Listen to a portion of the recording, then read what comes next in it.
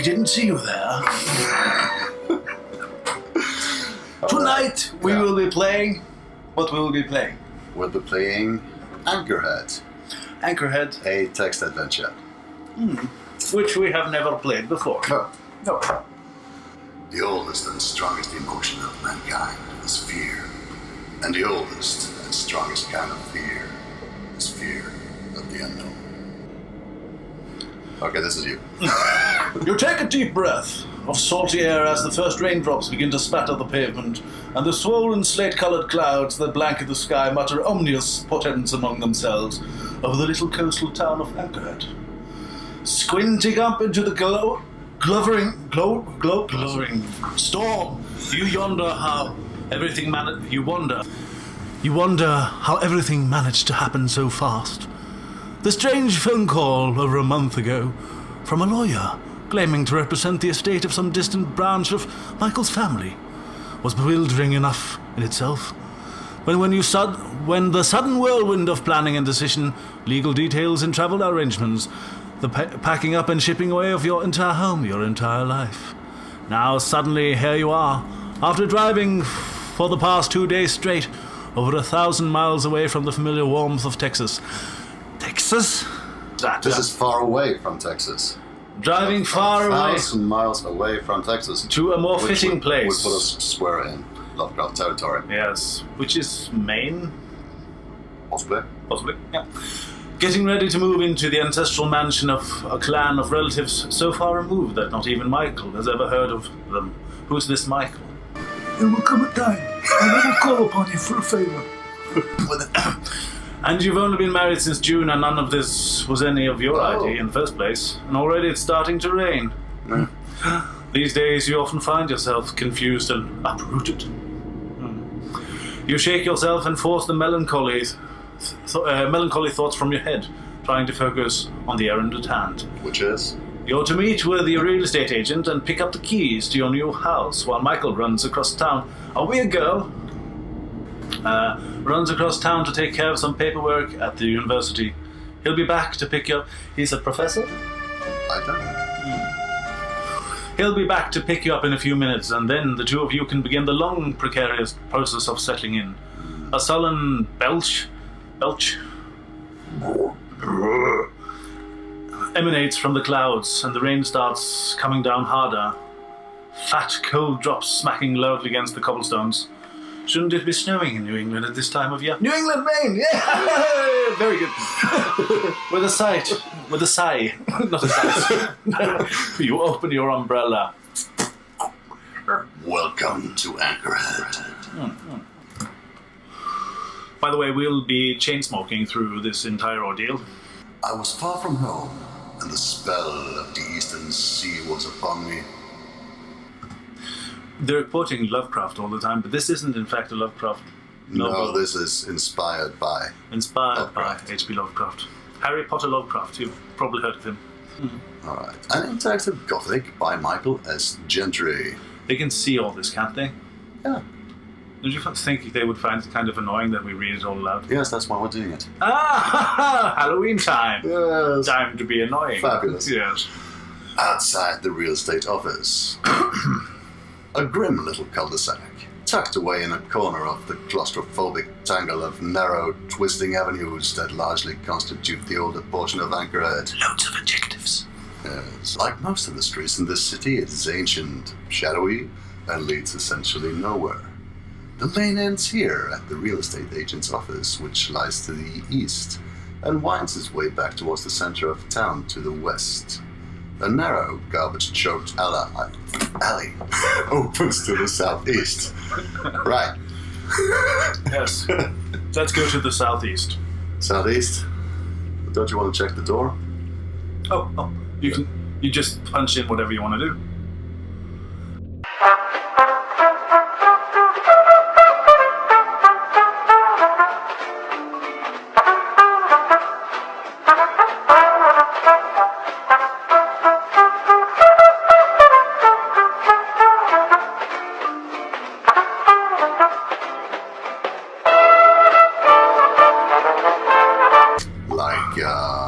Whatever. And jump up and down and yell Yahoo! Knock on door. You rap on the glass sharply, peering through into the dark room inside. Nobody answers. Strange. You just talk to the real estate agent. Miss Benson, you think it was yesterday? She was going to meet you here.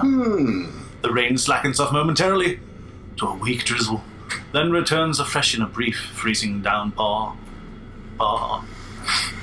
Let's check if it's open. Open door. It seems to be locked. Use the key. We have a key. That's not a verb I recognize. Inventory. You're wearing your wedding ring, your trench coat, and your clothes. Good. In addition, you have in your hand your umbrella. The pockets of your trench coat are empty. In the distance, you can hear the lonesome keening of a train whistle drifting on the wind. What could we use an umbrella for in opening a door? Breaking the window? We could walk around the house and peer through windows. So, but first we break the door. Break the door. You're not here to vandalize the place. The clouds overhead mutter restlessly to themselves. All right. So the clouds mutter that. You're not here to vandalize the place.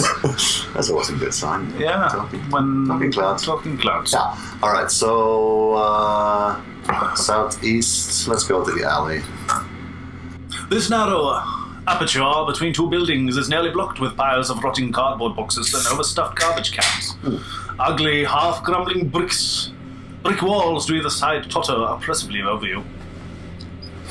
The alley ends here at a tall wooden fence. High up on the wall of the northern building there is a narrow transom-style window. Transom style. What is transom style? Know the meaning of the word. Yes, you see, English is our second language. Barely. The window's too high. No. Find a ladder. Look around. Okay. So there are garbage cans. Move garbage cans. You push the garbage cans around aimlessly. Put the garbage cans underneath the window. Move garbage cans to window. Grunting and holding your breath, you manhandle one of the filthy cans under the window. Climb up, darling. Climb onto can. You clamber onto the wobbling garbage can, precariously balanced. You can just reach the lower edge of the window from here, okay? Pure. Open window. You open the transom window. Yeah. Enter the transom window. What is transom? I know. Nor do we. Climb into window. I just have to pop in that this is a genius invention. You know, the cigarette has two buttons on it that you can push for an icy good flavor of mint. Yes, mint, I tell you. It's a tight squeeze, but you just manage to wriggle through, dropping quietly to the floor inside. File room. Peering through the murk, you can make out the blocky outlines of filing cabinets lining the walls and a doorway to the west. A window high up on the south wall lets in a very faint illumination. Filing cabinets, yes. Search filing cabinets? Search cabinets. There must be hundreds of files here. Too many to browse through. You'll have to look up something specific if you want to find anything. Look for something about Michael. Okay. Search.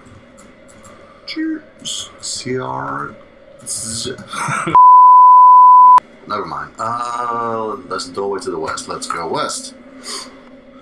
Pallid grey light trickles in through the drawn blinds. The office is deserted. Paper still scattered across the top of the desk. The front door lies west and the file room lies east. Sitting on the corner of the paper-strewn desk are a telephone and an answering machine. Someone seems to have left a cup of coffee sitting out, half finished and cold. Finish the coffee. Drink coffee. You take one sip and nearly gag. Awful stuff. Lovely, fabulous. God.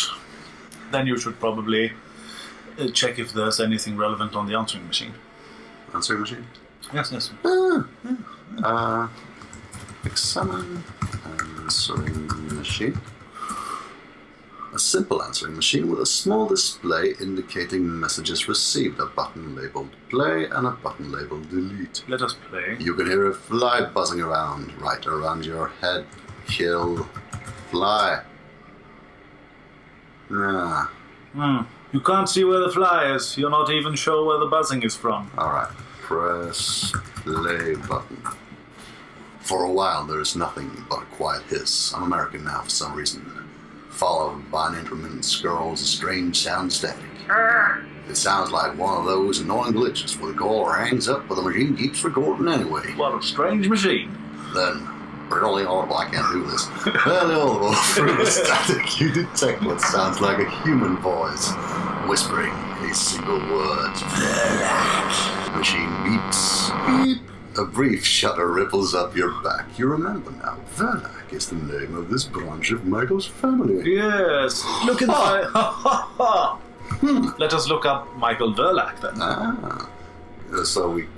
So let's go east, back to the file room, and search for Verlac. You know what would be annoying? If we read it again. Strange! The file on the Verlac property has been cleaned out. Title deed and all the paper. All of it is gone. There is, however, a set of keys tucked down in the hanging folder. You'll quickly pocket them. You can hear a fly buzzing around you again, right around your head. Inventory? Yeah? Didn't we get the key? Okay. Oh, we have two keys. A key to the house and a key to the cellar. We have the styrofoam cup. We took the styrofoam cup? We're still holding it. Very good. Should we keep the cup? Of course. Open the door. It seems to be locked. Unlock door. You unlock the office door. Open door. Can't you just say enter the office? I don't know. Okay, leave office. Ah. There's a road leading west. Let's go. Well, should we wait for Michael? Since this being a horror game, I assumed that Michael wouldn't be coming and something scary happened. Obviously, but let's not be stupid about it. Let's try to do this right. Wait. Time passes. As time often does. Call Michael. Go to the front, call Michael. Oh. Use phone. Pick up the phone. Send a text message. You start to dial out, but you can't get anything but a busy signal, no matter how you jiggle the receiver. Frustrated, you hang up. Let's leave the office. Let's head west. We're outside now? We're in a narrow street. As the lane winds along from east to west, it narrows until the steep, jagged rooftops on either side of the street practically touch each other, but not in an audible fashion. To the south, the side street leads across to Watley Bridge toward the center of town, and a lovely town it is. And a twisting lane leads up to a hill to the northwest. A short flight of steps up to the north leads down to the local watering hole. Oh, watering hole. Oh, let's go grab a beer. Yep. At the local watering hole. Going on. Talk to old Bill at the counter. Local pub. Yeah. A dank, drafty old drinking hole, lit by flickering, oil-burning lanterns. Smoke collects in greasy pools among the rafters, and shadows crowd thick around. The bar runs the length of the room to your right, while to the south a low doorway opens onto the street. Mill workers and fishermen occupy a few of the tables, drinking beer and puffing grimly at long-stemmed pipes. We should have pipes. Each is wrapped in his solitude, soaking up the general miasma of dreary fatalism. Sounds really bad. You know? Yeah. The lantern sitting on the table nearest you sputters fitfully, throwing distorted shadows across the wall. Say hello. To the barkeep. Hello to bartender. You can't see any such things. So, say hello to fisherman. No one answers you or even looks your way. Accuse the fisherman of being rude. Order a beer. Yeah. Buy beer. Regrettably impossible. You left both your purse and your wallet in the car. You're loving this town more every minute. How about opening a tab? Open a tab at the local bar. Open tab. No. Okay. Could I have credits to your establishment, fine sir? Oh, something happened. Talk to fishermen about the Verlac family. Yeah. Suddenly, although you wouldn't have thought it possible, the pub becomes even more icily silent. Even the lantern flames seem to pause their flickering. What kind of accent is this? The nearest of locals turns towards you, squinting through eyes like black glass embedded in his ancient leathery skin. His lips barely seem to move beneath his salt-encrusted beard. Some things best left alone by outsiders, man. We're a woman. Yeah. Some things best left alone by decent folk altogether. Back in one of the darker rooms, someone spits deliberately on the floor. And then all eyes are back on their beards as if you didn't exist at all. Okay. So we are being told that some things are best left alone. And the Verlac family is definitely one of those things. But as fishermen about Michael, I insist. The locals studiously ignore you. What do fishermen want to talk about? Fishing? Fishing and fish. Ask local fishermen about fish. Talking about fishing. Fishing. You can't think of anything to say about that for the moment. Huh. That's such an easy topic. Talk about the weather.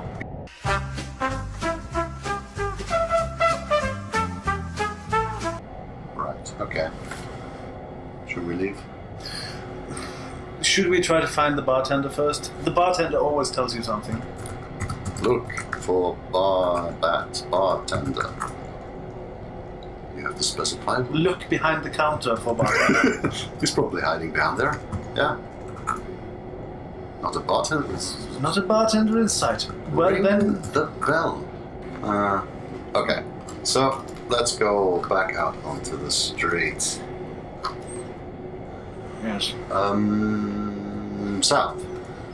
You better have cigarettes because I'm running out. Once again, I tell you that you just click this. There's two. You see. This is the top one is menthol, and the bottom one is mint. So you can normal cigarette, menthol, mint, or both of them. It's brilliant. Something happened. Okay. As you make your way to the door, your foot strikes something under one of the tables. It's probably the bartender. Look under the table. Some forgetful soul has left a flask underneath one of the tables, pushed into a shadowy corner. So, of course, we do the reasonable thing and take it. Take flask. Examine. You pick up the flask. The label is faded and mostly peeled away, but what you can make out seems to indicate that this is not a particular distinguished brand of spirits. The word bootleg and rotgut comes to mind, probably because they are the only words legible on what's left on the label. Shall we drink it? Drink it. You open the flask, revealing about 3 swallows worth of cheap whiskey. Drink the whiskey. Drink whiskey. You take a tiny sip, then shudder as the liquid sears down your esophagus and settles greasily in your stomach. It's so vile, you hesitate to even pour the stuff down your sink. Okay, we'll just pocket it then. It might come in handy. We have it. And now let's... You know what I think? What? At some time or another, we're going to have to light something up, burn a fire, throw a Molotov cocktail or something. Is whiskey flammable? I assume so. It's spirits. To the south. Watley Bridge. I'll you do this one. A hoary monument of crumbling, moss-eaten flagstones. Watley Bridge is possibly older than any other structure in the entire city. Ponderously, it spans. I was about to say spanks the dark. Let's go American again. It spans the dark, torpid waters of the Moscato River, connecting the north and south halves of the city, and occasionally raining bits of gravel and mortar from its underside into the water, which is kind of polluted now. It looks just wide enough for you 2 cars to pass each other between the flanking stone parapets, but you wouldn't volunteer to try it. And we're walking, so we have not got that option. So, Peer into the water. ponder impending doom. Right. So we're going. Are we heading south or north? What's going on? The Miskiton waters are sluggish and dark. Some sort of oily film coats the surface, reflecting back ghostly swirls of colour. Right. So what do? Do we throw the keys into the river? Forget about this? Go home? No. We have found some keys now. Wouldn't they presumably fit in the house? Presumably, where's the house? Eastleigh? By a cell phone.